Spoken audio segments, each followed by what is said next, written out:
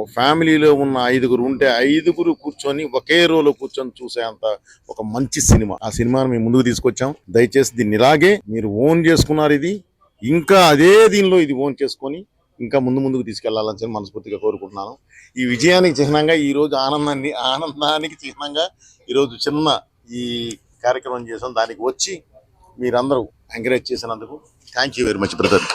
అలాగే ఈ సినిమా మామూలు స్క్రీన్ మీద చూడటంతో పాటు 3D కాపీ ఉంది. ఇది వచ్చేసేసి ఐమాక్స్ లో 3D PCX లో చేస్తున్నారు.